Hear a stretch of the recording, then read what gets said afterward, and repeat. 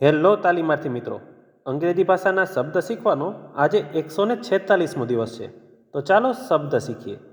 આજનો પહેલો શબ્દ છે ડિસ્ટન્સ. તેનો સ્પેલિંગ છે DISTANCE.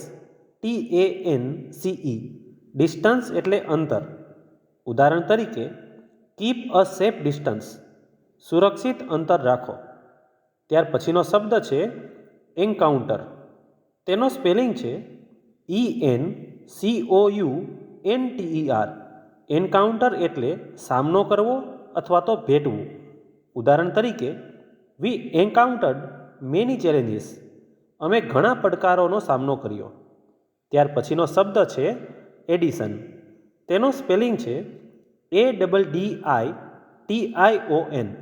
એડિશન એટલે ઉમેરો કરવો અથવા તો વધારો કરવો. ઉદાહરણ તરીકે, this is A new addition to the team.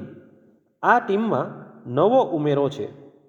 ત્યાર પછીનો શબ્દ છે પોલિસી. તેનો સ્પેલિંગ છે POLICY. પોલિસી એટલે નીતિ. ઉદાહરણ તરીકે, the company change its policy. કંપનીએ પોતાની નીતિ બદલી. ત્યાર પછીનો શબ્દ છે એડવાઇસ.